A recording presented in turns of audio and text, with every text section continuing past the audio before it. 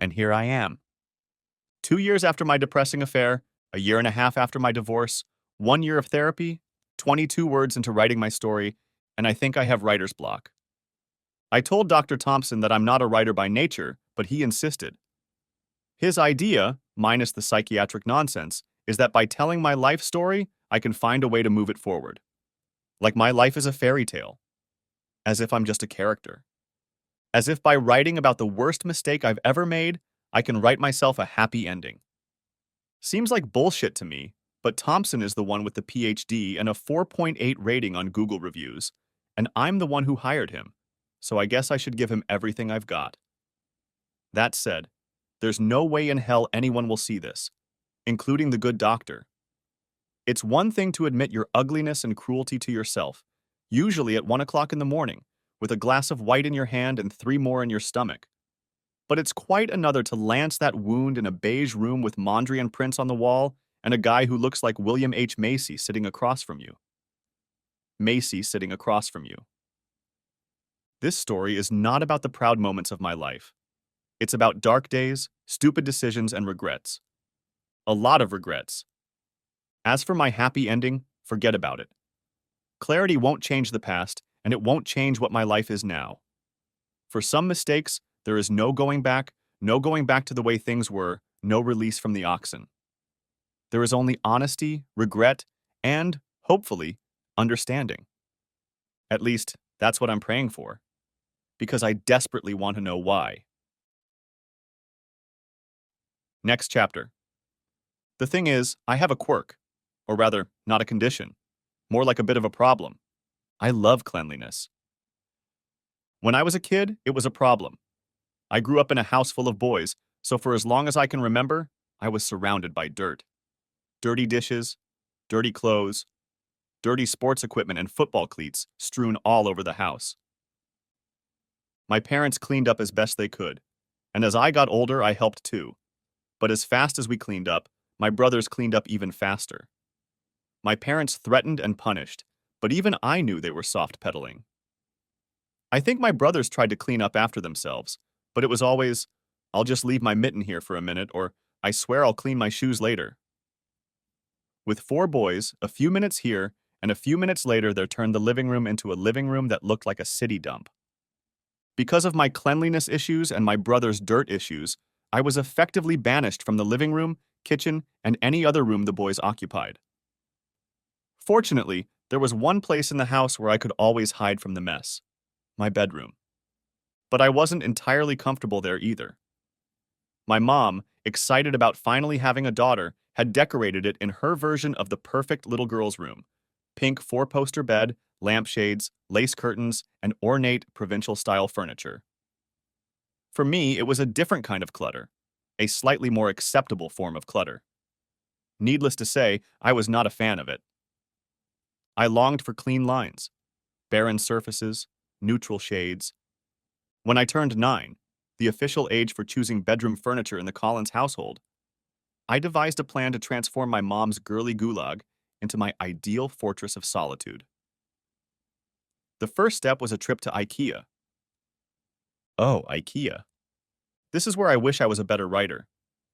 I wish I had words to express the joy I feel when I walk into IKEA. I am reminded of a quote by Alex DeLarge. Oh, bliss, bliss and paradise. Oh, it was splendor and luxury in the flesh.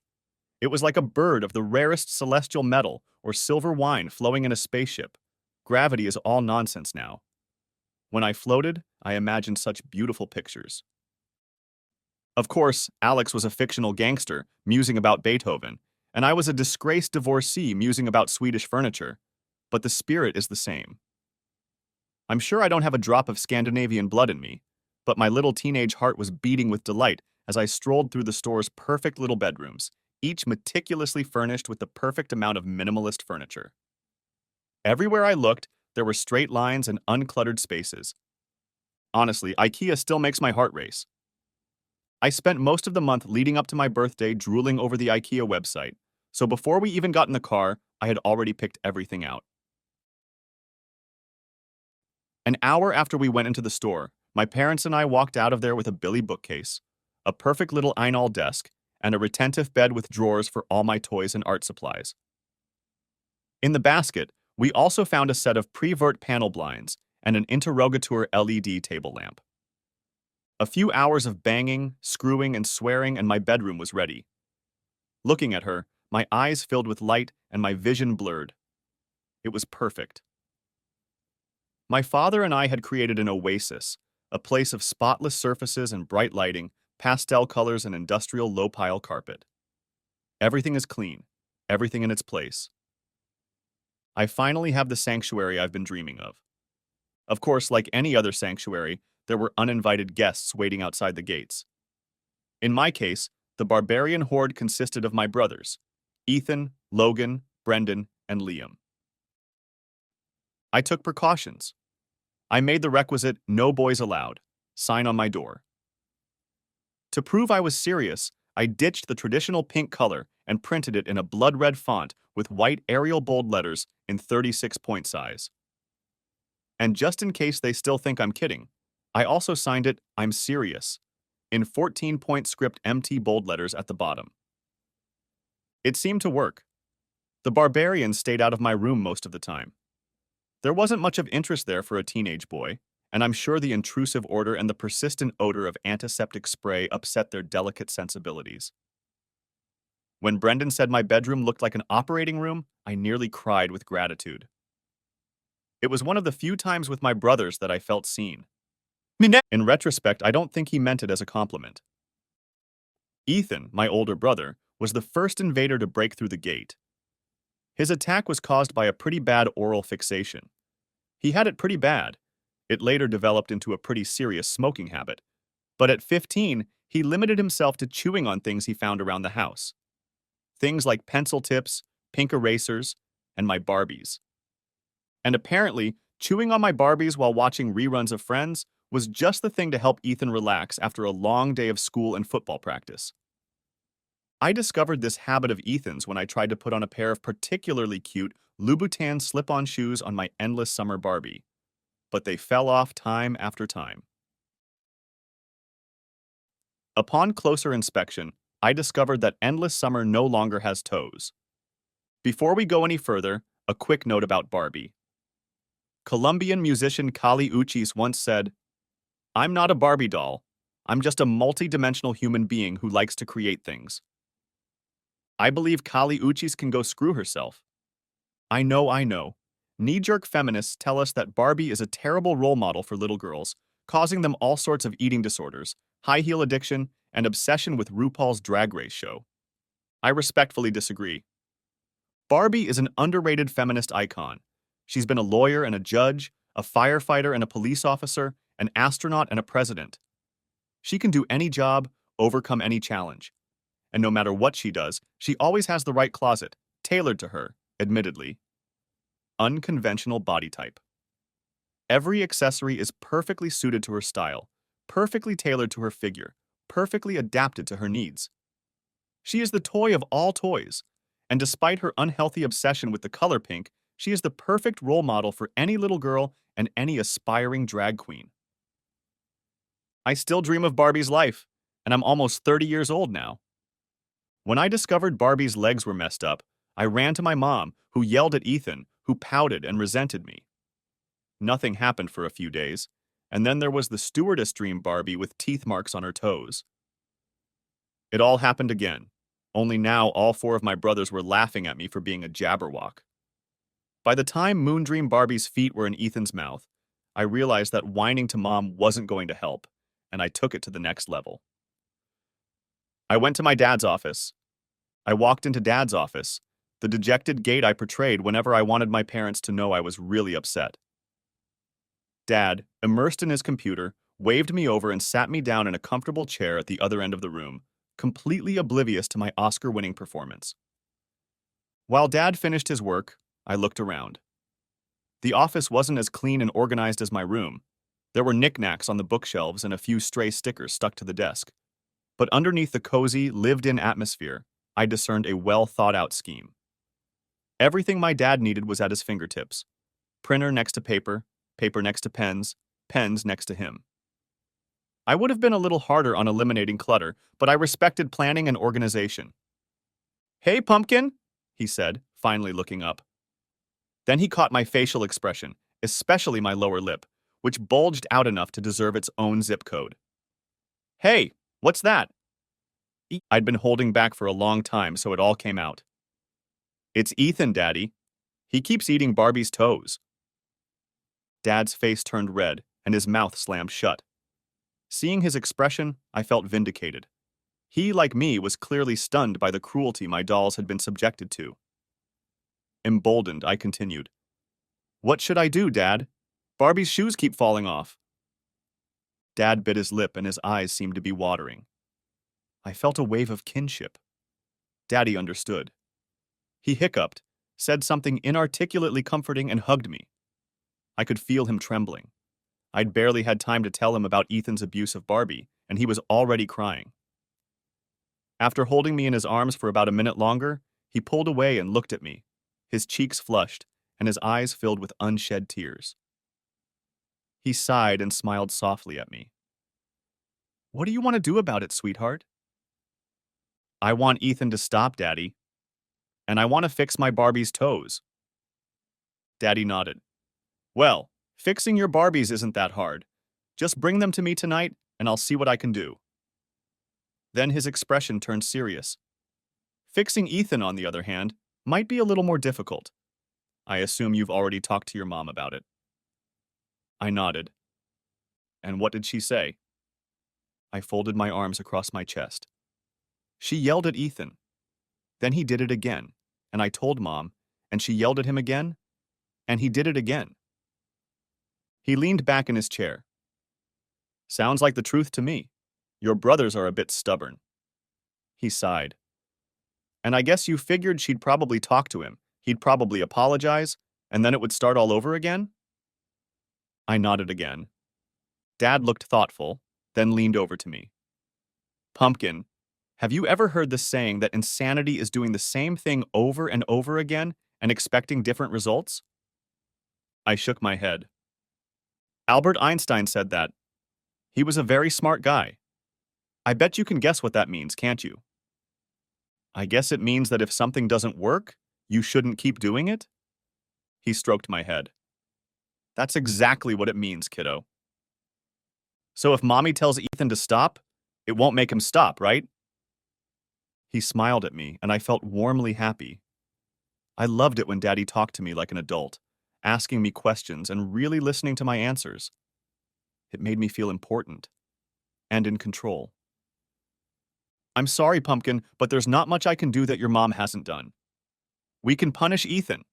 In fact, I'm sure he'll pay for your next batch of Barbies, but he'll probably continue to chew on Barbie's fingers." My brother's taunts of crybaby finished me off, and I didn't want to whine, at least not in front of Daddy, but the injustice was stronger than I could hold in. "But it's not fair."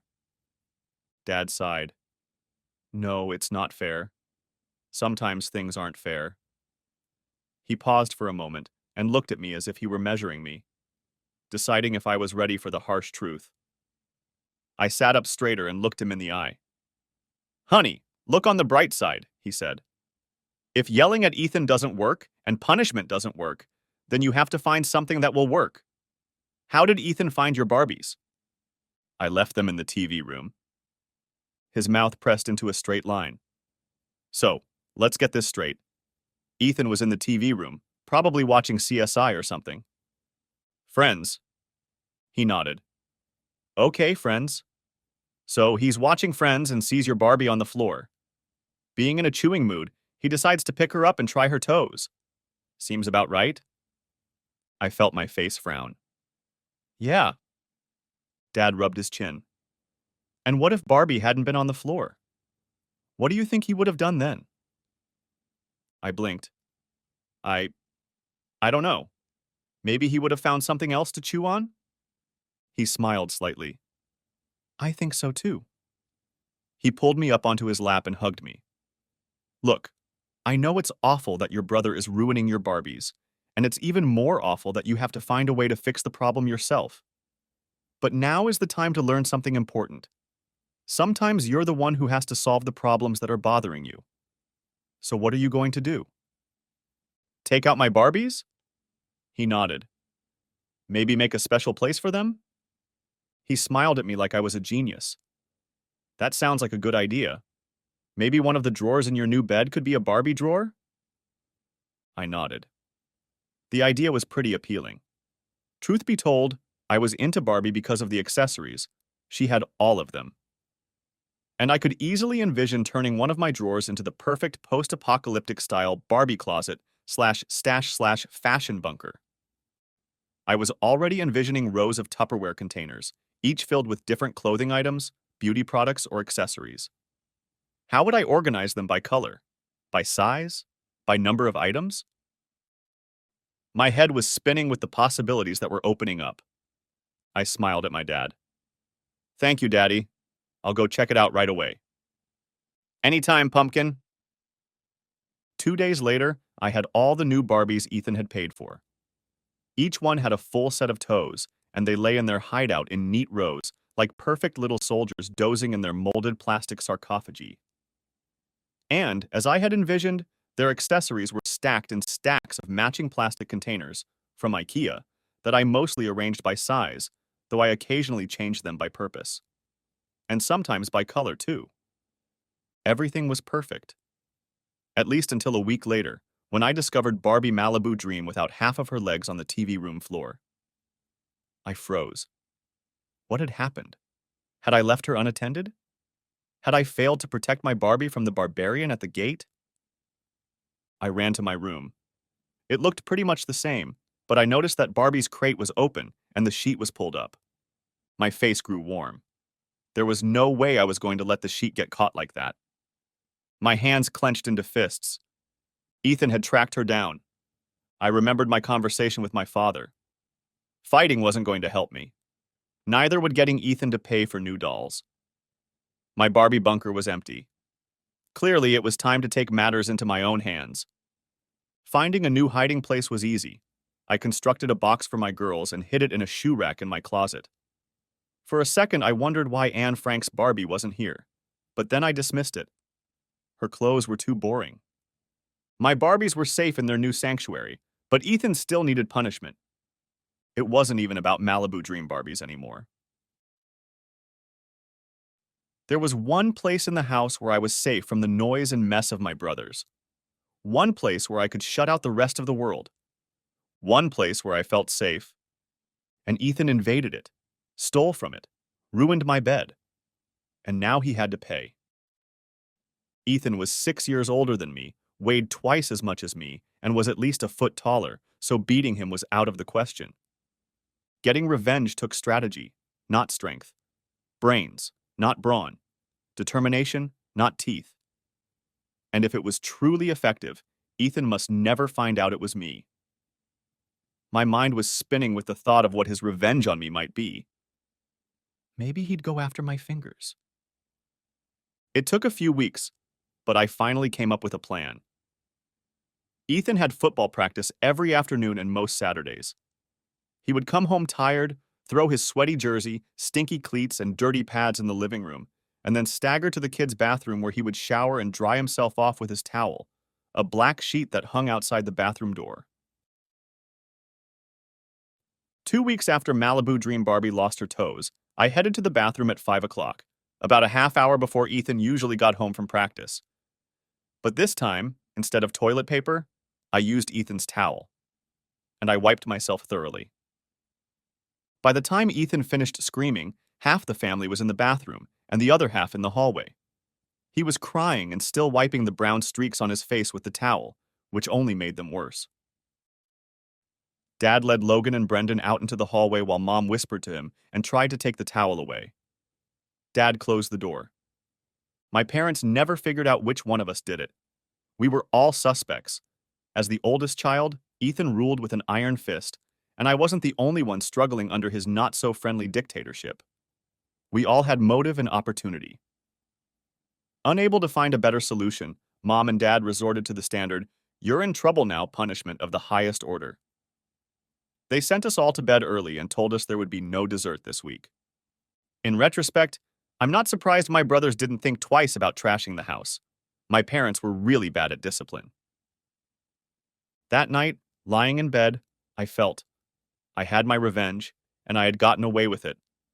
I remembered Ethan's sobs and smiled. Who was a crybaby now? Over the next week, both of my parents apologized to me for the punishment. They knew, of course, that there was no way their little princess could have pulled such a cruel prank on my brother, but they needed to be fair, and they punished me along with my siblings. I assured them I understood and stoically accepted my punishment, trying hard not to smirk at my brother's complaints about the missing desserts. For one thing, my revenge was futile. Streaks of shit on Ethan's face weren't going to get Barbie back on his feet or make him stop chewing on my dolls. He'll still do things that piss me off, and if I'm not vigilant, he might even destroy another one of my dolls. He will always be stronger. He'll always have cooler toys. But on this one night, everything was fair. The scales were even. I was in charge. Over time, that feeling passed, but I still felt a slight thrill every time I saw Ethan's new white towel. Over the next few years, my brothers would periodically break into my room, and I would always retaliate. Sometimes textbooks would go missing the night before a vital exam, or toothbrushes would taste oddly like toilet bowl cleaner. Balancing the scales of justice was exciting, but also scary. I loved the creative, evil ideas that crept into my brain, but the more I indulged them, the more they pushed me around. I realized that if I didn't watch out for them, these little pranks could be the first steps on the road to becoming a monster. I wondered if that's how Jeffrey Dahmer felt when he first skinned a cat. Next chapter. In college, it was easier to ignore my brilliant ideas of revenge. To begin with, I was busy. The economics program was rigorous, and I was one of the only girls, so I felt obligated to kick ass in my classes. Besides, the environment was much simpler. While the girls in my dorm weren't going to win any cleanliness awards, there's a difference between 4 dirty brothers and 28 girls who were still honing their cleaning routines. But after Christmas break my freshman year, I became a kinder, gentler person. My roommate Holly Elkins, frustrated by her boyfriend's absence, dropped out and was replaced by Danielle. Call me Danny. Steinberg. Danny was the classic simpering hippie girl, both in personality and overall body shape. But inside, I discovered, lurked a mean girl. Danny was messy in just about every way in which one can be messy. Within a week, her clothes were strewn across every flat surface in our dorm room, making it impossible to find her textbooks, paper, pens, calculator, all the things she needed to be a real student. That meant she was borrowing mine. Basically, Danny thought that everything that belonged to me was ours, and everything that belonged to her was flooring. God knows I tried to get along with her. Opening the door to the mess, I pulled a smile on my face and started packing. After a couple weeks of this routine, I began to feel like an otter I saw once at the zoo. The water in his enclosure was warm and murky, and he was compulsively swirling around in it, desperately trying to clean himself. Watching him, I felt a kinship. I realized he was going crazy, swirling around trying to wash himself clean, even as fresh mud clogged his fur. Life with Danny was like that. Only, unlike the otter, I had a little evil part of my mind coming up with dozens, no, hundreds, devilish ideas for revenge. It was like I had a superpower that I constantly had to shut down so no one would see. I started to think of it as a voice. My little voice of revenge, always ready to offer advice on how to balance the scales of justice. By the end of January, Danny and I had divided the room in half. On one side was a clothes dryer, and on the other was clean enough for surgery. Then the sarcastic comments began. Anyone who has ever lived in a sorority house can attest to the little things, the eye-rolling, the remark about the roommate cleaning again. Soon, we were practically a meme on the floor. Merry Danny and Crazy Ashley. And when I complained about a missing notebook or a missing calculator, eyes would roll. Crazy Ashley comments would pop up, and my stock would drop just a little bit more. In a few short weeks, Danny had turned our floor from a boring freshman dorm into a mix of Mean Girls and Lord of the Flies, and I was Piggy. Despite this, I kept my vengeance voice under lock and key. I could handle the mess, the sarcasm, the petty thefts, and the eye-rolling. After all, the semester was only a few months away, and then I'd be rid of Fun Danny for good. And then the pink scrunchie happened. Girls in the hallway wore scrunchies on their doorknobs to indicate that one of their roommates was receiving a guest. With Holly carrying the torch for her hometown boyfriend, this wasn't a problem. But with Danny, pink scrunchie became a serious workout, and I soon found myself spending most of my time in the study room. I tried to find a middle ground in my relationship with the arrogant Jezebel, who had opened a brothel in my house. I suggested setting up a regular schedule for her to maintain the parade of makeup-clad scholars, poets, baristas, and couriers she let in and out every now and then. Or perhaps I suggested she could try outdoor activities. When my attempts at detente failed to thaw the Cold War in the room, I tried to beat her at her own game. I bought myself a pink scrunchie and hung it on the door so I could carve out a few hours to study at my desk. Even so, under Danny's relentless onslaught, I spent most of my time in exile in the study hall. Perhaps we would have stayed that way, exchanging scratches, vying for control of the room, had it not been for my first big test on world economics. Unfortunately, it was scheduled for the day after one of Danny's marathon days, which meant I wasn't allowed to get to my textbooks and notes. After waiting in the break room for 3 hours, I got fed up and committed a cardinal sin. I ignored the pink scrunch. I expected to see Danny, but her bed was empty. I wondered for a second if she had already left and just forgot to bring her scrapbooking with her. Then I caught some movement on my side of the room, and it took my brain a moment to realize what I was seeing. Danny turned her head. "Get out!" she shouted. "Screw you!" I yelled back. "Not on my damn desk!" I grabbed a can of Lysol from the nightstand and started spraying. My desk, my book, Danny! I screamed. He screamed. She, stumbling to the floor, followed him, and I splayed her as she walked out the door. It was done. At that moment, the little ballsy part of my brain that came up with cool ideas for pranks stopped whispering and started screaming. I ignored the first wave of ideas. Bengay and her lotion. Well, lots of Bengay. And superglue. I waited. I tried to calm down. And once I calmed down, I started planning. My revenge was going to be sneaky. Danny's smartass remarks had already gotten me labeled as a weirdo in the hallway, and our altercation had put us both on probation, and any further infraction could get me expelled. Fortunately, I knew how to be sneaky. Another interesting fact, in my college's student health department, antibiotics were handed out like candy, and the girls in my hallway often dropped them halfway through. Getting amoxicillin tablets was easier than buying a beer. One last interesting fact.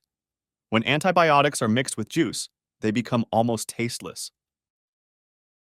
I had already noticed that berry blue was Danny's favorite Gatorade flavor. Whenever I loaded a multi-pack in the fridge, they were the first to disappear. When Danny finished her course of antibiotics, she was healthy as a horse. By the end of February, the low-budget brothel was closed. By the end of freshman year, we could barely see each other without it turning into a screaming fight. Next chapter. So, a little time to clarify a few things. First of all, let's talk about my little voice of revenge. For the record, I want it to be known that it's my voice, not some demon or the neighbor's dog or some other crap. I have some issues, obviously, but multiple personality disorder, schizophrenia, and borderline personality disorder are not among them. As for the classic trio, attention deficit disorder, obsessive-compulsive disorder, and autism, well, the jury is still out on that one. I've never taken the tests because I really don't want to see what the results will be. You don't have to be Freud to realize that I have classic symptoms of all three disorders, and I don't at all want to become another crazy person whose problems are rolled up into a convenient diagnosis. I've made bad decisions. I've done stupid things. And as far as I'm concerned, everything else, overwork, insecurity, AD, OCD, and so on, Well, those are just excuses. One of the positive aspects of my time in the study lounge was getting to know Mickey Collins, a similarly high school student who was also into organization and had a roommate who gave it away for free to half the campus. We ended up living together for the rest of college. And while we fought a few times about classifying our spices, alphabetically, not by kitchen, she was kind enough not to comment on the fact that I categorized my underwear by color, age, and material. I think that's why we're still friends to this day. Anyway, we settled in together at the beginning of sophomore year. By Christmas, I even started dating. I soon discovered the joy and the misery of relationships. Most college guys, I discovered, were a lot like my brothers, at least as far as running a household was concerned. Being enlightened millennial males, they didn't expect me to clean up after them. However, they also didn't feel that their enlightened feminism somehow obligated them to clean up after themselves, so spending time with most of them meant wallowing in filth. After college, I went into finance, which fulfilled my need for order. Numbers always add up. 1 plus 1 always equals 2, no matter how many zeros come after the ones. And while there is a little room for maneuvering when it comes to things like insider trading or creative accounting, we're all generally well aware of where the moral and legal boundaries lie. Money also has no conscience, and that appeals to my sense of balance as well. After all, if you're an idiot, or if your advisor is an idiot and you don't have the sense to fire him, you probably deserve to lose your money. Watching my clients prosper while other investors failed fed the part of me that believed in rewarding virtue and punishing vice. I may have been the only person in the world who cheered for Bernie Madoff. If you were stupid and rich enough to invest with this guy, you clearly need to get a real job. If you're in finance and ambitious, you want to end up on Wall Street. However, given my obsession with hygiene and a strong, albeit idiosyncratic, sense of right and wrong, there was no way I was going to get a job at Salomon Brothers or one of the other fraternal Wall Street firms. Instead, I ended up at Pierce, Bateman, Green, Potter, and McDuke, a prim, prissy investment firm that had the best employee retention rate on Wall Street. Part of that was due to the office environment. Instead of relying on fear, harassment, forcing their brokers to work 100-plus hours a week, at Pierce, Bateman utilized cool planning, ample staffing, and unbridled greed. We still worked long hours, 60-hour weeks were common, but nothing like the burnout at other firms. And while our starting salaries were much lower, things leveled off as we moved up the ladder. But even more than that, Pierce and Bateman was looking for employees who were willing to look to the future. People who were ready to look forward to a long and successful career, rather than a short and brutal fight for this year's pot of gold. People who wanted to start a family and sought the professional stability to make that possible. That stability worked both ways. Instead of the drunken orgies rumored at other companies, Pierce Bateman hosted relaxed, collegial happy hours on Thursdays where we loosened our ties, metaphorical ties in my case, and got to know each other. Spouses were strongly encouraged to attend.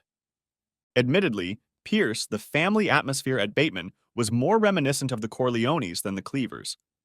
And as one of the few female employees who didn't have a boyfriend, much less a husband, I felt like a bit of a perpetual Frito. Still, I was part of the family and had good company. The Pierce, Bateman's low-key approach allowed them to hire the best. Well, except for Winslow Hubble. In a way, Winslow had everything Pierce and Bateman were looking for. He was well-dressed and affable, with the manners and banter of a schoolboy. He also had the requisite list of wealthy friends and relatives, many of whom undoubtedly wanted to join the ranks of our clients. On the other hand, he was stunningly incompetent. I'm sure one of his college professors must have made him look at the profit and loss statement, but as far as Winslow was concerned, he might as well have been speaking Urdu. And when it came to the jargon of our business, I once overheard a partner ask Winslow about the company's EBITDA.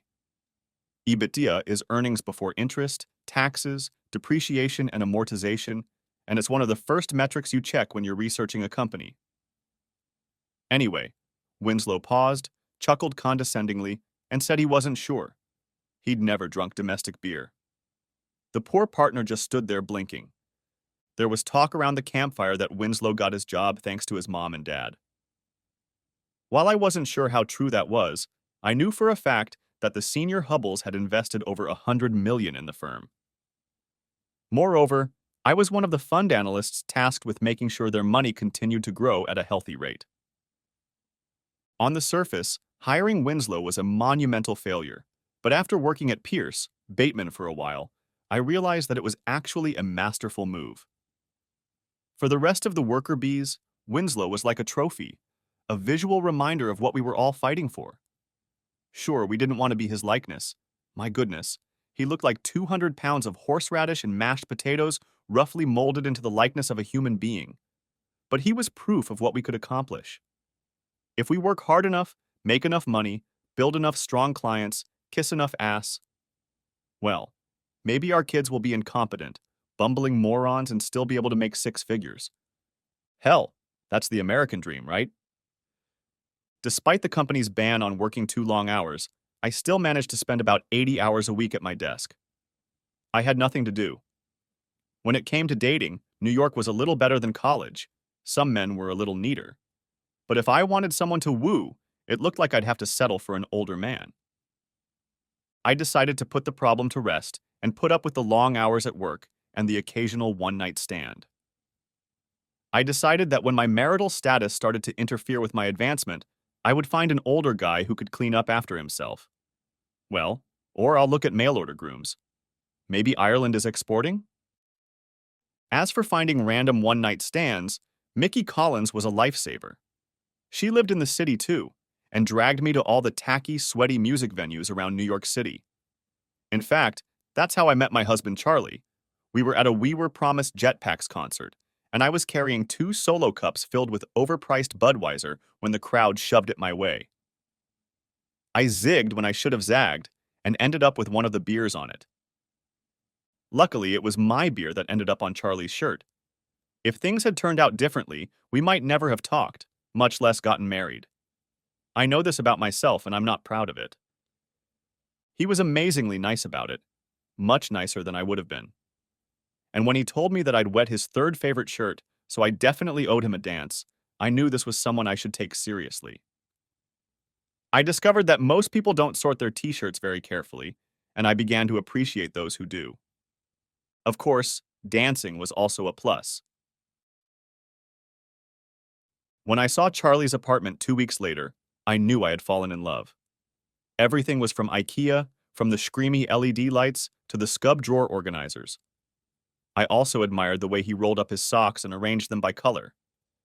Not that I'll admit to looking in his drawers. Lots of things.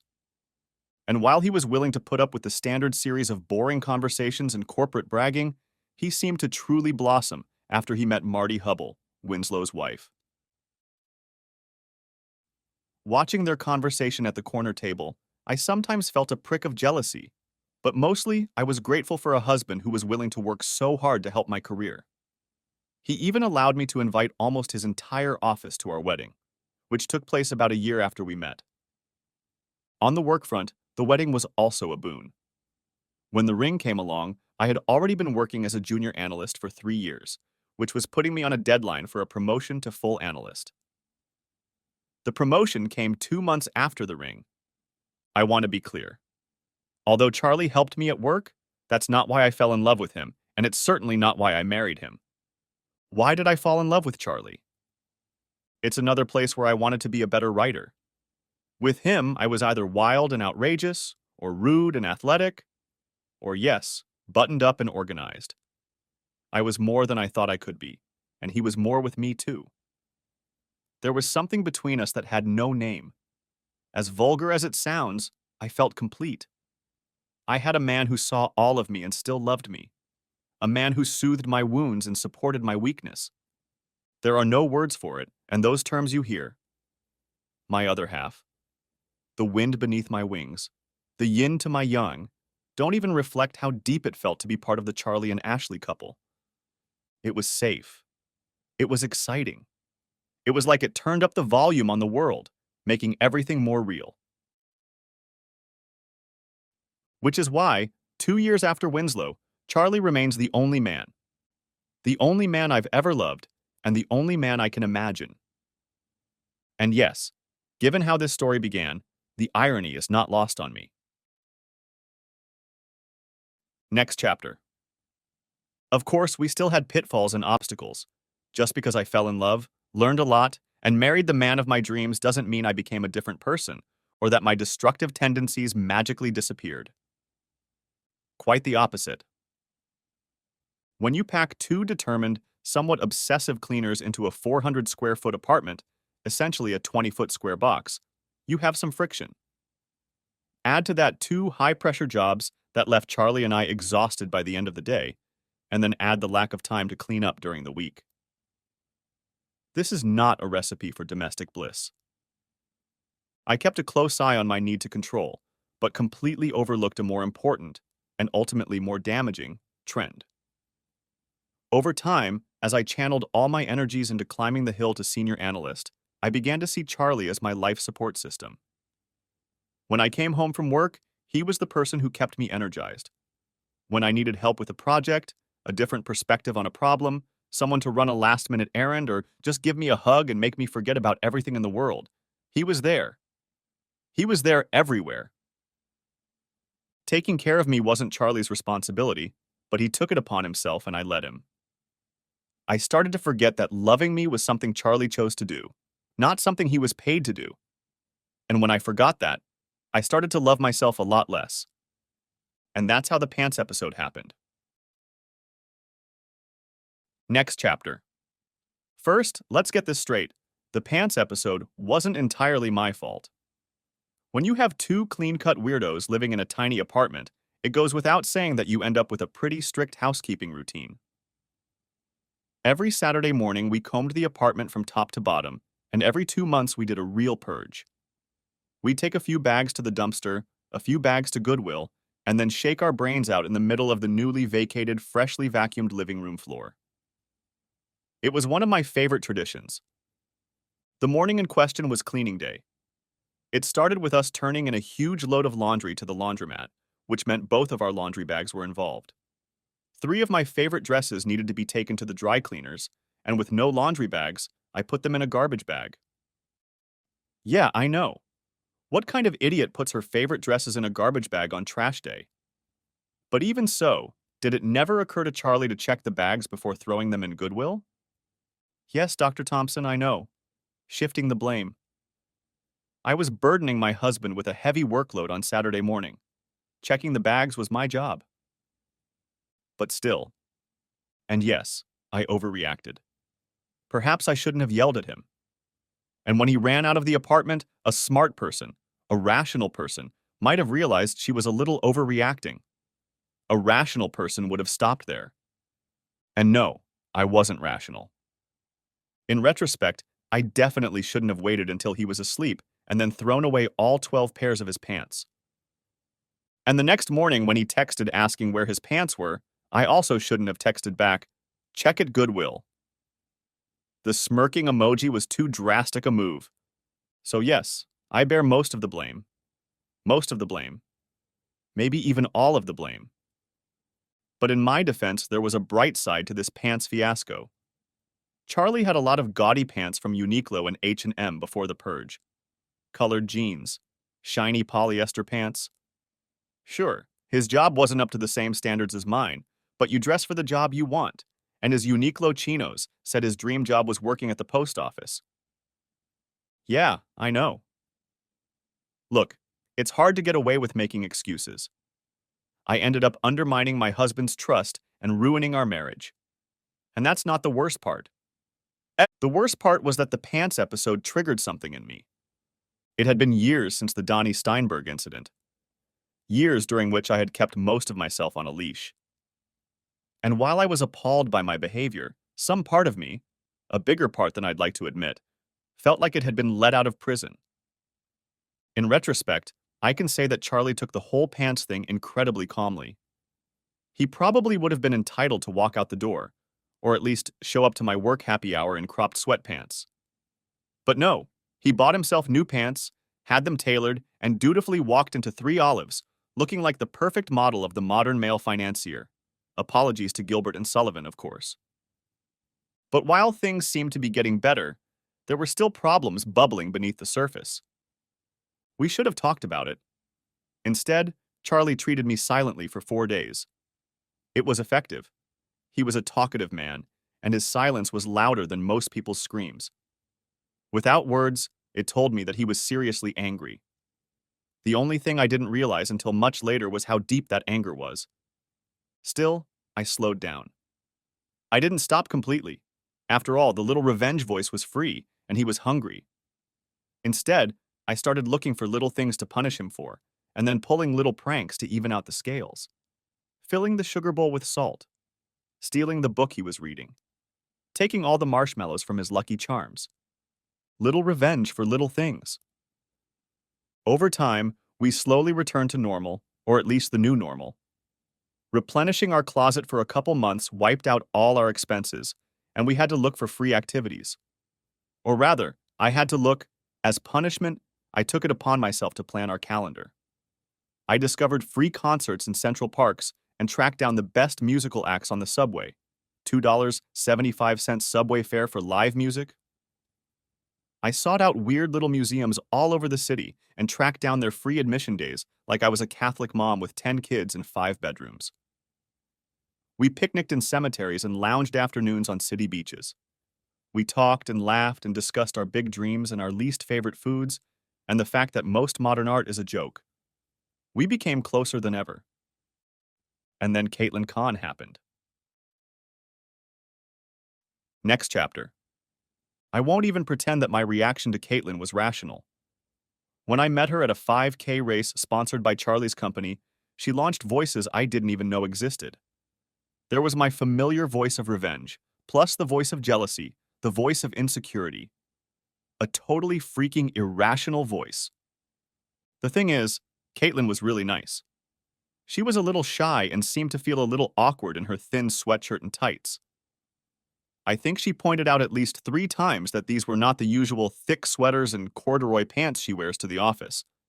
And I was very nice too. Handling the money of annoying old preppies, I knew how to put a nice smile on my face when talking to people I could happily gut. Caitlyn and I chatted about all sorts of silly things, where she bought her shoes and where she went to school, how long she'd been running, and what the best diner in her neighborhood was. Standard, superficial conversation between a devoted wife and her husband's friendly coworker. But beneath the surface, I was seething. Watching Caitlyn, I felt jealousy and vulnerability. Looking at her, I saw the fragility of the shelter Charlie and I had built.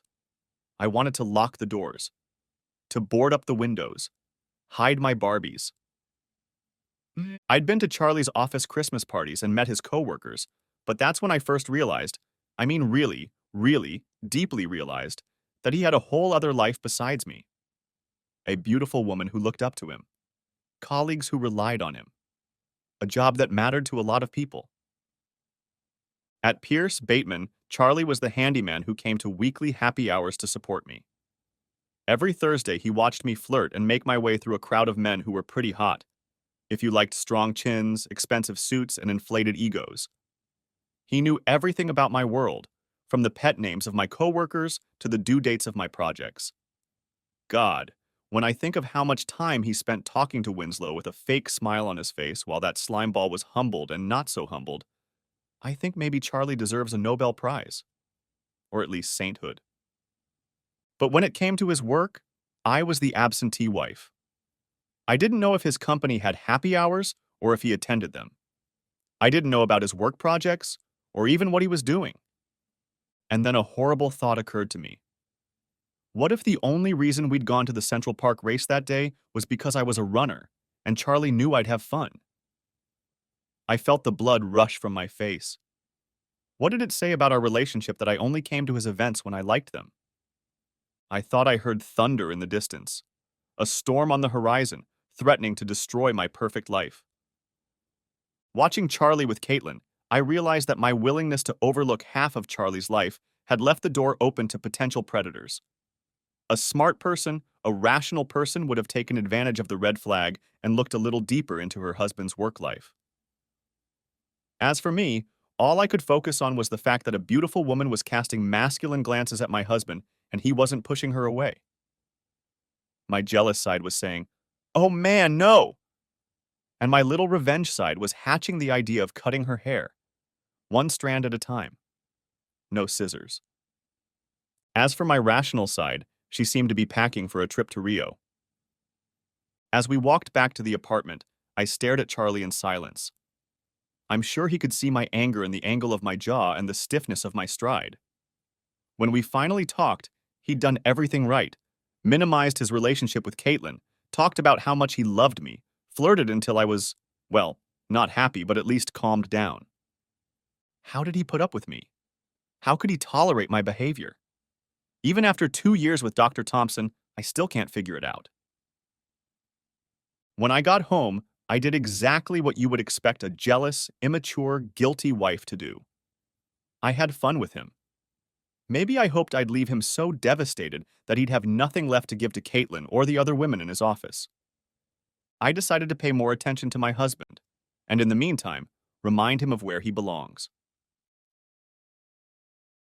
Charlie's behavior in the weeks that followed didn't reassure me, but I'm not sure there's anything to reassure.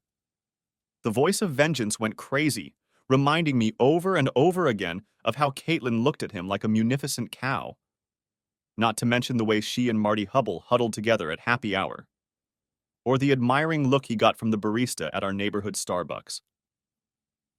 Having seen one threat, I now saw them everywhere. And yet, I hung in there. Until Hell Week. Next chapter. Once a year, Charlie's office would go into overdrive as they rushed to publish the company's annual report. His team would suddenly go from an 8-hour workday to a 12-hour day or even longer. I knew it was coming, but I wasn't prepared for the visual reminder that Charlie's world extended beyond our apartment.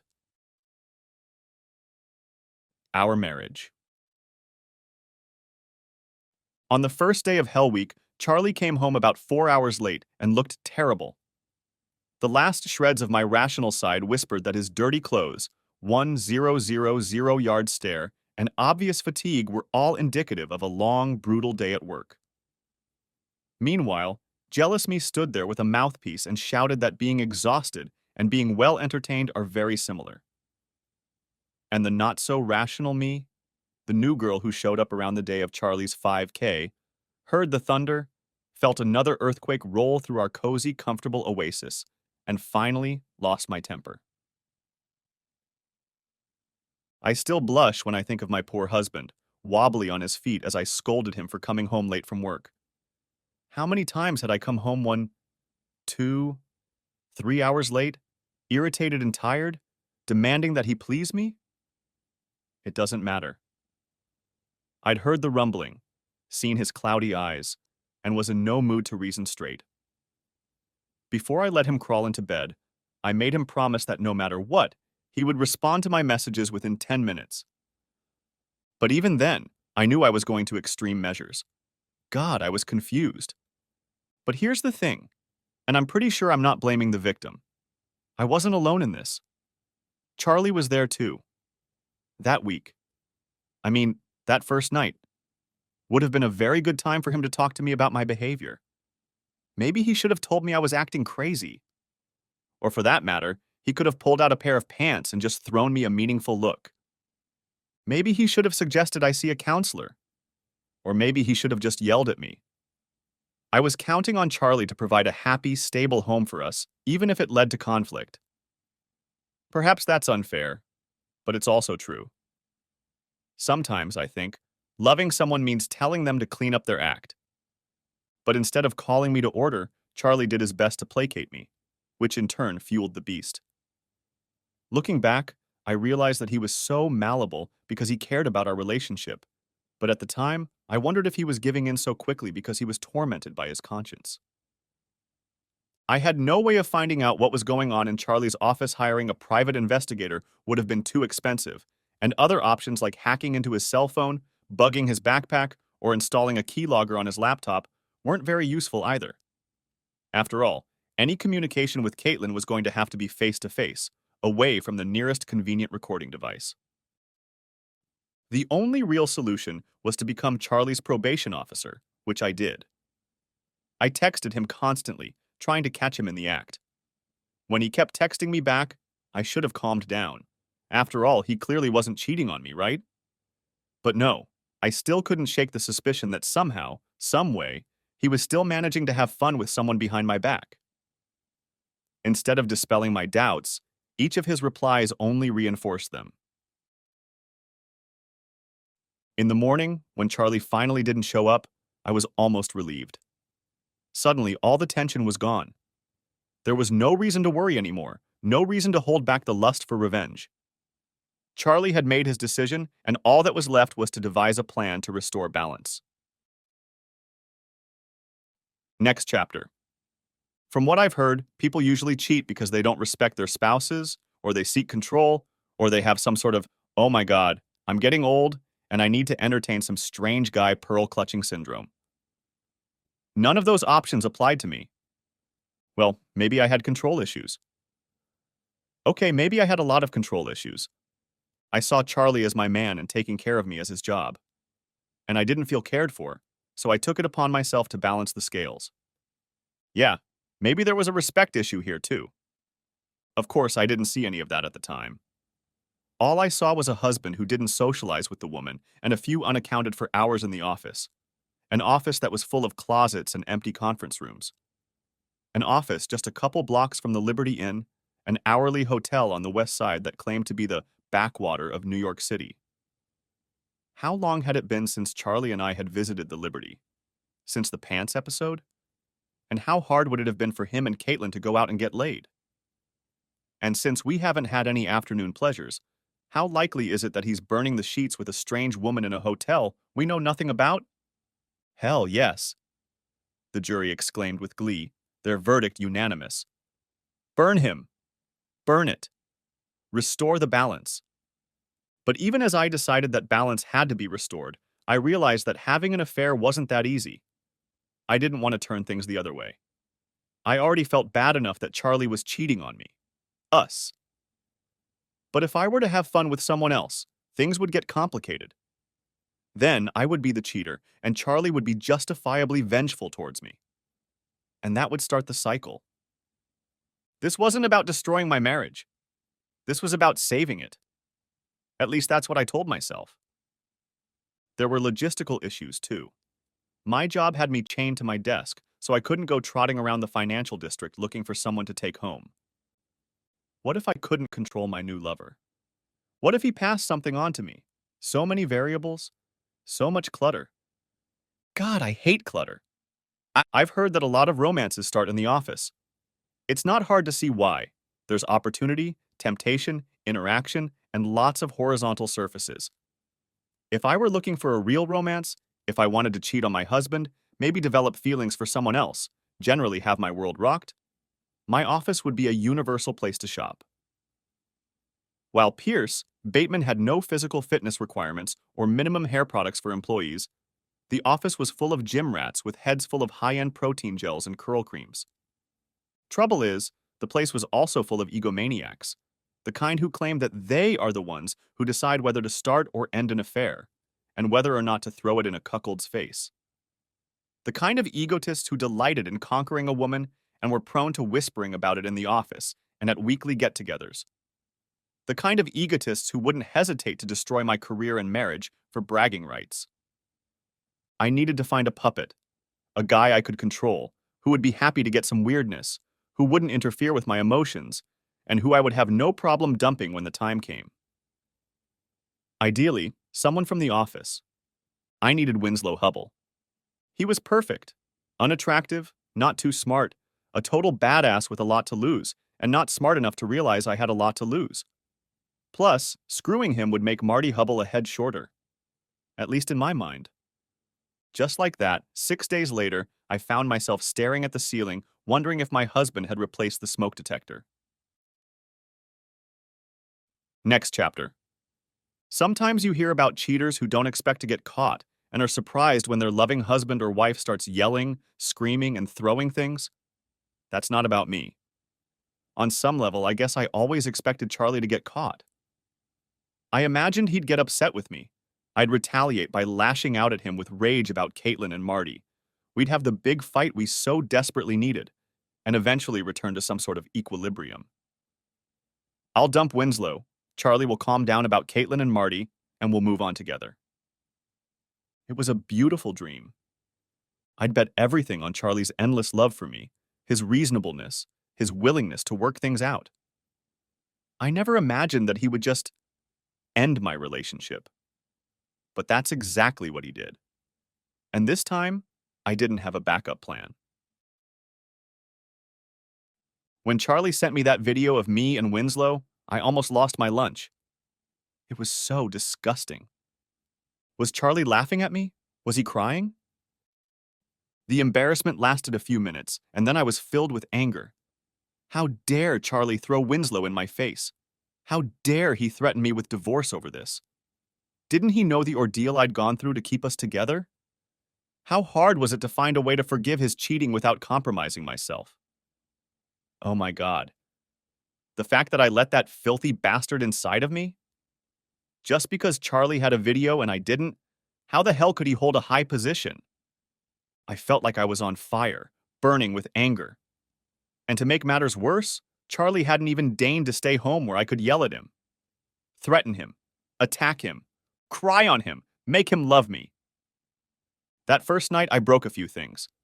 Okay, I broke a lot of things, including most of our dishes, glassware, framed pictures, and an umbrella. And then, being me, I cleaned it all up. I'm sure there are many people who can completely lose themselves in a destructive rage and then collapse on the couch and eat a pint of Ben & Jerry's. I'm not one of them. The only thing I didn't do was touch his clothes. We were long past the point where a few pairs of disappearing pants could balance the scales. My rational voice whispered that I'd thrown us off balance, but I drowned it out, buried it under several tons of rage and self-justification, peed on the grave, and set the cemetery on fire. Then I sent Charlie a bunch of angry texts and phone calls. Then I got drunk. Then I sent a few more phone messages that were more sentimental than angry. Then I went to bed. The next week was a living hell. I felt like the ugliest kid in Siberia. I missed Charlie. It was like a physical illness. My skin ached from his touch. My stomach clenched. I felt empty inside, as empty as his side of the bed. My chest felt empty, hollow. I felt like I was being blown around by the wind. Charlie didn't respond to my texts, phone calls, emails, and WhatsApp messages. He deleted me from my friends on Instagram, Facebook, and Snapchat. I thought about bugging him at his office, but his building had multiple entrances, so he could easily dodge me.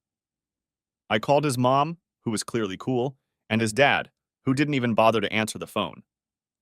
And then it hit me. I had met several of his friends over the years, but never bothered to get their contact information. As if I needed another reminder of how absent-minded a wife I was. I remembered Charlie's silence during those days when I'd thrown his pants away, and my horror intensified. This guy could teach my parents a lesson in punishment. There was nothing worse than him turning his back on me. I'd always been the more coldly calculating of the two of us, but after Winslow, Charlie had put me in an awkward position. With a few surgical incisions, he'd carefully cut himself out of my life. The day after he left, I came home from work and found his belongings missing. A week later, a bailiff stood on my doorstep with a manila envelope in hand. Charlie wanted to take half of our joint savings and a few belongings from the apartment.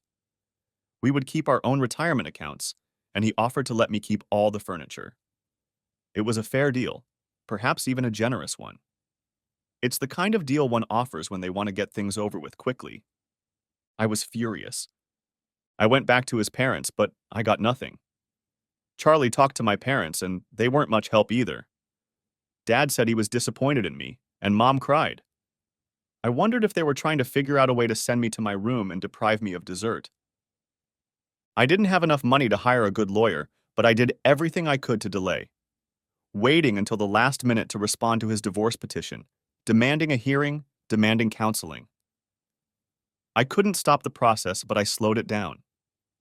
All I wanted, I told his lawyer, was contact, a chance to talk. After 2 months of procrastination, I got what I wanted. Charlie wrote me a letter. Dear Ashley. He used my full name. I'm trying to do this the easy way. I still love you. I think I always will. But I can't erase the memories of seeing you with Winslow. And even if I could, I can't spend the next 50 or 60 years wondering when, not if, I'm going to piss you off again. And I certainly can't live in fear of what you'll do for your next revenge. In 2 years, you've gone from destroying my pants to destroying my faith in you. I cringe at the thought of what you might destroy next time. I've tried to be soft on this issue. I've told both of our families that you did something that irreparably destroyed our marriage. While I'm sure they could fill in the blanks, I didn't do it for them. I also didn't show the video to anyone. What's more, I didn't even watch the last one. After I watched one, I didn't need to watch anything else. So here goes. Sign the papers. If you don't sign, I'll dig up both videos and let our families and friends know exactly what caused the breakup of our marriage. And my explanation will be well illustrated. Let's part mercifully. Let's rebuild our lives. Let me go. Charlie. Evan! I'm sure I should have realized a lot of things from this, but primarily that Charlie never got to see my last day with Winslow. I blushed at the thought of him watching, and felt a strange sense of relief that he hadn't seen the worst of it. Sure, I didn't like the thought of my parents, in-laws, friends, and co-workers seeing me rolling around in bed with Winslow, but I knew I could get through it. The hardest part would be Charlie. It was enough that he'd seen me with Winslow, but to see it on the last day, it was a humiliation I don't think I could take. And then there was Charlie threatening me. This was the man who had let me destroy his closet, who had given so much of himself to help my career, who had made my world so much bigger. I knew he was telling the truth when he said he loved me, but he was also telling the truth when he said he would destroy me if I continued to fight for a divorce. That's when I realized this wasn't a tactic, a prank, or a negotiation. Charlie was going to leave me. I was going to be alone, more alone than I had ever been before, if only because I now knew what it meant not to be alone. I felt something crumble inside me, like I was exploding or shrinking into myself, as if the emptiness had finally eaten me whole. I wrote him back. Dear Charlie, you win. If you promise to destroy the videotapes, I'll sign. Love, your Ash. His answer was short. Ashley, I promise. Charlie. I signed the papers. A few months later, we divorced. Next chapter. Epilogue. Once I accepted the inevitable, the divorce was easy. Charlie let me keep the apartment, half the money, and most of the furniture, at least what was left after my tantrum. I ended up moving in with Mickey Collins in a nice, ultra-modern apartment in Battery Park City. It was close to work, and the neighborhood was beautiful in the spirit of Logan's Run and a utopian future. All in all, it was exactly how I envisioned Toronto. And yet I missed our cozy little neighborhood, the Zabar's store on the corner, the old Irish bar on the next street. Most of all, I missed Charlie. Sim. I found out later that he had moved in with his friend Aaron in Jackson Heights and then got his own place there. On the one hand, it was Queens, so I clearly won. On the other hand, I sometimes imagined Charlie in Little India, Little Thailand, or Little Mexico, wandering through curry stores, street sari stores, and open-air markets. On amazing adventures. Without me. And that's when I realized I had lost. I rushed to work, running inside as soon as the doors opened and staying there until the janitors escorted me out. I told myself I came early because my commute to work was now a 15-minute walk, and I left late because there wasn't much nightlife in Battery Park City. Lying to myself was easier than admitting that I had made work my life because I had ruined my real life.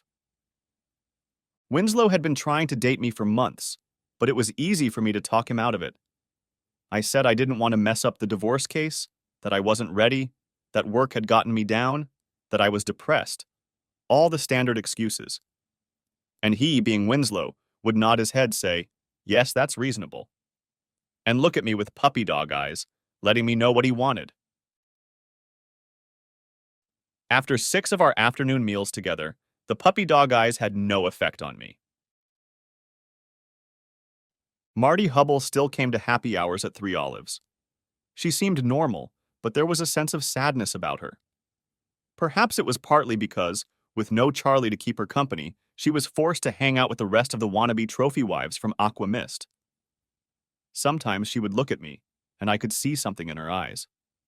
Anger? Pity? I hope it was anger. A year after the divorce, Winslow took a vacation. When he returned a month later, he couldn't meet my gaze, or indeed anyone's gaze. Then Marty stopped showing up at the Thursday night socials. From what I heard, they broke up. A few months after Winslow Light showed up at the office, I started dating again. Mickey finally pulled herself together and declared that either I would start my life over or she would look for a new roommate who, and I quote, wouldn't turn on the light every time she opened her mouth. Mickey has a way with words. We went to a few concerts together. Arctic Monkeys at Webster Hall, Gogol Bordello at an establishment in Bushwick, before we ended up at a We Were Promised Jetpacks concert in downtown Brooklyn. I should have known what would happen next. We were promised. Jetpacks weren't that popular, but it still took me by surprise. I ran into him in the smoking area. I was so shocked that I tripped and splashed beer on my t-shirt. I didn't pay any attention to it. When he saw me, his eyebrows went up. I think he was surprised too. For a while we stared at each other, both waiting to see what the other would say. Finally, I interrupted. "Truce?" said I. He smiled. "Truce!" I wiped one of the benches. Sanitary napkins fit easily in my purse, and they're a girl's best friend. Meanwhile, he was watching with a half smile on his face. I threw him a fake look. "You like that, don't you?" The smile blurred. "Even too much. Are you going to take the sidewalk too?" "The ass!" He chuckled. "Well, are you going to sit down or what?" I said. "Still deciding. Is it safe?" I smiled back at him. No germs. We exchanged a few phrases. "Where you are. What you're doing. Did you hear?" He smirked oddly when I mentioned Winslow deflating and Marty leaving. I made a mental note to ask him about it later. Every once in a while, some hipster would come over, and we'd sit down on a bench so that our feet were almost touching. The centimeters separating us were killing me. I felt like I could feel the warmth of his knee on my skin. After a while, we ran out of things to catch up on. 2 years apart had been too full and too empty. For my part, I absorbed that time with long hours at work and grueling hours in therapy. For Charlie, it was visits and explorations filled with hole-in-the-wall restaurants, a bodega, and yes, sari stores in deepest, darkest Queens. That said, no dates, or at least no important dates. Finally, he threw me a look that meant it was time to rip off the Band-Aid. "Why did you do it, Ash?" he asked softly. My heart beat faster when I heard him say my name. Hundreds, maybe thousands of people had called me Ash in my life, but no one could make me feel the way I felt when that tiny word came out of his mouth. I blushed. "You can probably guess," I said, looking down at my hands. I was angry and scared. You were everything to me, and I needed you. And you gave it to me. Then one day I realized you were giving me so much, and I wasn't giving you even close. His face darkened. "You thought you were depriving me and decided to change?" "I don't think that makes sense." I sighed. I knew I was out of balance. We were out of balance. Balance. His eyes sparkled with humor, and for a moment I remembered other nights, other concerts. I was pierced by a pain so intense I froze. "So why didn't you try to balance us out?" he asked. "It would have made sense, wouldn't it?" I tried to smile back at him, but I'm sure I failed. That's exactly what I should have done. But once I realized I had failed you, I began to see danger everywhere. I soon convinced myself that you'd find a better deal. That you'd already found a better deal. A better deal. He snorted. "So did you ever realize I wasn't cheating on you?" "Yes. It was the first week of therapy. And then I realized why we couldn't get over my jealousy." I threw a death glare at the goth girl who was peering at our bench, and she bounced to the side. Whatever you told me back then, Caitlyn had a boyfriend, Caitlyn had a girlfriend, Caitlyn was an android, whatever it was, I wasn't going to believe you. I was so sure I was right, so sure there could be no other answer. I would have ignored anything you said. He looked impressed. And you accomplished that in 1 week of therapy? I grinned unfunny. It took me 3 months to figure that part out. I'm still trying to figure out how things got this far in the first place. Why I sabotaged myself, us, so completely. And what did you come up with? I grinned. Well, it's been 2 years since the divorce, thousands of dollars in therapy, and here's what I came up with. I was definitely in my own little world, was incredibly selfish, and set my marriage on fire. I snorted. What the hell? That's a start. He didn't smile back. But why Winslow? Oh, that's easy. I leaned my back against the wall. Winslow was a joker. He was easy to convince, easy to control, and there was no way he'd give me away. Most of all, I chose him because he was so awful. I knew there was no way I could ever fall in love with him. I gave Charlie another wobbly smile. And I would have gotten away with it if it wasn't for you damn kids. He answered me with a wobbly smile. You know there's no way I could have stayed with you. Not after that. Yeah, your letter made that clear. I caught a whiff of cigarette smoke among the clouds of mango vape. Someone was actually smoking in the smoking area. I wondered if any of the random hipsters were going to call the bouncer. What I don't get is that you never got back at me and Winslow. I can't live with that. I'd have to balance the scales. Balance the scales? Who says I didn't? He looked thoughtful. About a year after our divorce, I met up with Winnie. I had a little time on my hands, and I learned about everything, all his little demons. I laid them out on the table. He grinned. The thing about Winnie is that his whole self-image was built like a house of cards, on favors from his parents, on scandals they kept quiet, on events they arranged. It took me about an hour for it all to come crashing down. That's it? I felt disappointed. Winslow had helped destroy our marriage and he just got a stern talking to? Charlie shrugged. I also gave him a video of you and him together. Let him see himself in action. Let him hear him talk about me. I think I've half convinced him that he's gay. I chuckled. It sounded almost real this time. That explains a lot about what happened to him. He's confused. It's like he's turned into a ghost that haunts the office. The smoking area emptied out. Apparently, the band was going to continue their performance. He deserved it. Charlie's face was stone cold. I also gave Winslow another video. I felt a pain in my gut. Not on the last day. He looked at me. I promised I'd destroy it without looking. I keep my promises. I blushed, and the pain in my stomach rose higher. It wasn't hard to guess what he meant, after all. There was one among us who didn't keep her promises. Through the walls of the smoking area, I heard the sounds of drums. The band was starting up. So, what was that second video? It was me and someone else. And before you ask, I'm not going to tell you who it was. Suffice it to say that I'm pretty sure it ruined Winslow. It wasn't hard to guess who Charlie's partner was. Damn Marty. I felt anger flare up, but I suppressed it. What right did I have to be angry? I left my marriage and he moved on. To goddamn Marty, literally. I took a shaky breath, clenched my hands. He'd said he wasn't seeing anyone else, which meant whatever he had with Marty was probably over. I hoped so. I heard bass through the wall, drums, heavy, pounding. But why didn't you punish me? I asked. After all, I'm the one who betrayed you. Charlie smiled. Yeah, but Winnie was the one who took advantage of a bad situation. He threw me a sharp look. Besides, who says I didn't punish you? I rolled my eyes. Come on, Charlie. You could have torn my life apart. Fire me, ruin my relationship with my parents, destroy all my friendships. You could have made me a leper. But instead, you gave my parents your version of events, handed me a fair divorce settlement, and, as far as I can tell, never said another word about it. He didn't answer for a long time. I listened to the drums and bass as the song came to an end.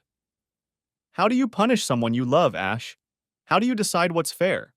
Balanced? He crossed his legs and stared at the wall for a second.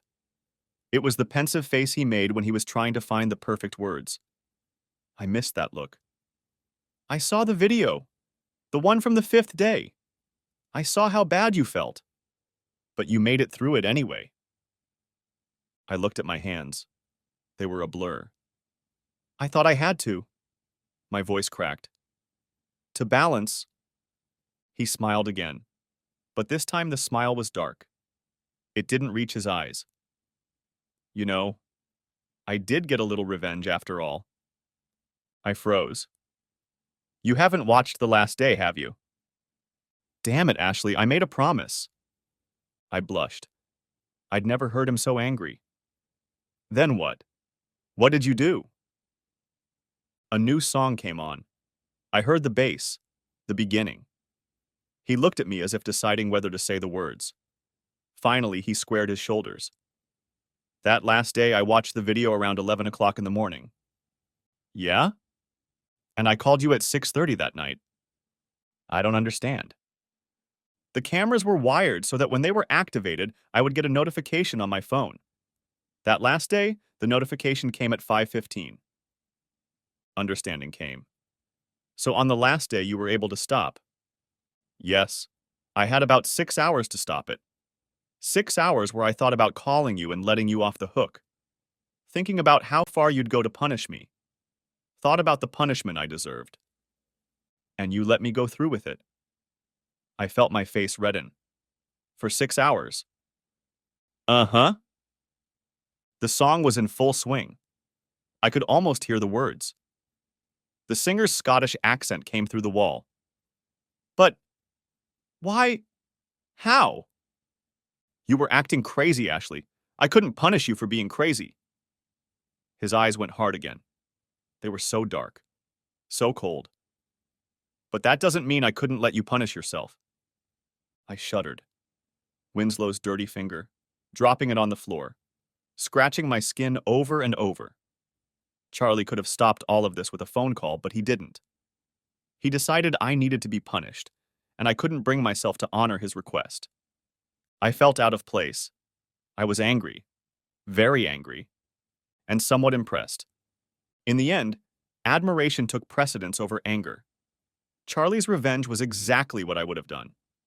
He allowed me to trap myself, to punish myself, to humiliate myself, while giving him everything he needed to cut me out of his life. It was evil and brilliant, perfectly balanced and flawlessly executed. The singer shouted out the lyrics. Suddenly, I recognized the song. Quiet Little Voices. I had listened to it with him so many times. Quiet little voices creep into my head. I'm young again. I'm young again. I'm young again. I'm young again. I'm young again. Have I corrupted my husband? Looking at his face, I could see the hidden emotions. He wasn't really proud of what he had done, but he wasn't proud either. He had no regrets. And I realized he didn't have to be. I was playing the revenge game. He played it better. Little silent monsters creep into my head. I'm going to fall in love with you. I'm going to fall in love with you. I'm going to fall in love with you. I'm going to fall in love with you. I wondered where we were going next. Would I see him for the last time? Would we become friends? Friends with benefits? Get married again and get a white picket fence in the suburbs? Become international assassins and overthrow governments? I knew one thing. Whatever I did next, I wanted to do it with Charlie. I wanted to do everything with him. And if I had anything to say about it, he would realize he wanted to do it all with me. But first I realized we had a concert to catch. Luckily, Charlie had other ideas. "Grab your coat!" he growled at me. "We're leaving!" I smiled. Maybe my story would have a happy ending after all. The end. Thanks for watching. I hope you enjoyed it. So subscribe to my channel and watch the next video.